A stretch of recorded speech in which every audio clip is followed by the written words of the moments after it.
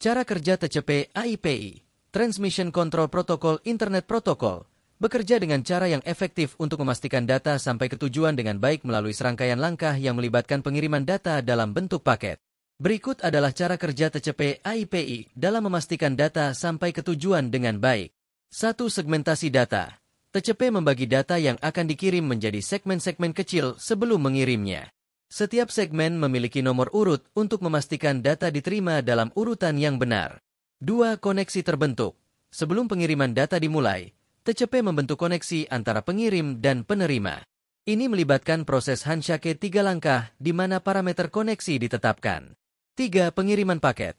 Setelah koneksi terbentuk, TCP mengemas data ke dalam paket-paket yang dilengkapi dengan informasi header, termasuk alamat sumber dan tujuan, nomor urut, dan checksum. 4. Pengiriman aman. TCP memastikan pengiriman data yang aman dengan menggunakan konfirmasi penerimaan, acknowledgement, dari penerima. Jika paket tidak diterima dengan benar, TCP akan mengirim ulang paket tersebut. 5. Flow control. TCP mengatur aliran data antara pengirim dan penerima untuk menghindari kelebihan muatan, overload, pada penerima. Ini dilakukan dengan cara mengontrol kecepatan pengiriman data. 6. Error checking. TCP menggunakan mekanisme checksum untuk memastikan keakuratan data yang dikirim. Penerima memverifikasi checksum untuk memastikan data tiba tanpa kesalahan. 7. Reassembly data. Setelah paket data tiba di tujuan, TCP akan mengumpulkan dan menyusun kembali segmen-segmen data menjadi data lengkap sebelum diserahkan ke aplikasi penerima.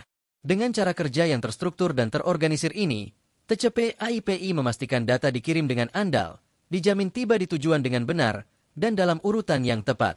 Melalui proses ini, TCP AIPI memastikan komunikasi yang efisien dan andal antara perangkat yang terhubung dalam jaringan internet.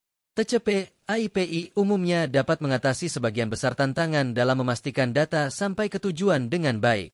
Namun, ada beberapa contoh kasus di mana TCP AIPI mungkin mengalami kesulitan, seperti 1. Jaringan tidak stabil. Ketika jaringan mengalami ketidakstabilan, paket data dapat hilang, tertunda, atau rusak selama perjalanan ke tujuan. Hal ini dapat menyebabkan TCP AIPI kesulitan dalam memastikan data tiba dengan benar. 2. Overload jaringan. Jika jaringan mengalami kelebihan muatan, overload, karena lalu lintas yang tinggi, TCP AIPI mungkin mengalami kesulitan dalam mengatur aliran data dengan baik, yang dapat menyebabkan kehilangan atau penundaan paket. 3. Masalah kualitas jaringan. Jika kualitas jaringan rendah, seperti kecepatan yang lambat, tingkat kebisingan yang tinggi, atau interferensi, TCP AIPI mungkin kesulitan dalam memastikan data sampai ke tujuan dengan baik karena gangguan yang terjadi. 4. Penggunaan protokol yang tidak kompatibel. Jika terjadi kesalahan konfigurasi atau penggunaan protokol yang tidak kompatibel di jaringan, TCP AIPI mungkin mengalami kesulitan dalam berkomunikasi dengan perangkat lain yang dapat mengganggu pengiriman data. 5. Paket data besar. Jika paket data yang dikirim terlalu besar, TCP AIPI mungkin mengalami kesulitan dalam mengelola dan mentransfer paket dengan efisien yang dapat mempengaruhi pengiriman data. Meskipun TCP AIPI dirancang untuk menangani sebagian besar tantangan dalam pengiriman data, ada situasi tertentu di mana faktor-faktor seperti jaringan yang tidak stabil, overload, atau masalah kualitas dapat menyebabkan kesulitan dalam memastikan data sampai ke tujuan dengan baik.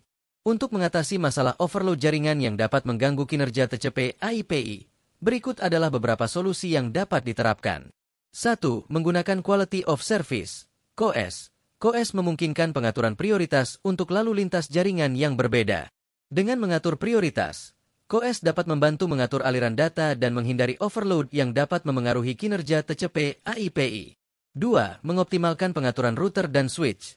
Mengoptimalkan pengaturan router dan switch jaringan dapat membantu meningkatkan efisiensi dan kecepatan aliran data.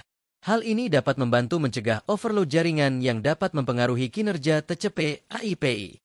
3. Penggunaan jaringan virtual, Virtual LAN (VLAN). Dengan menggunakan VLAN, jaringan dapat dibagi menjadi beberapa domain yang terisolasi, memungkinkan manajemen lalu lintas yang lebih efisien dan mencegah overload pada jaringan. 4. Pemantauan lalu lintas jaringan.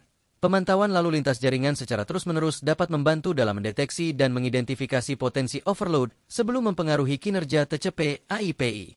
Hal ini memungkinkan tindakan pencegahan yang cepat. 5. Penggunaan caching.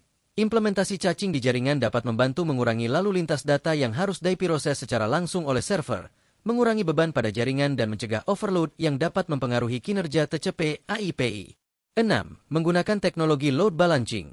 Load balancing dapat digunakan untuk mendistribusikan lalu lintas secara merata di antara server atau perangkat jaringan, mencegah terjadinya overload pada satu titik yang dapat mempengaruhi kinerja TCP AIPI.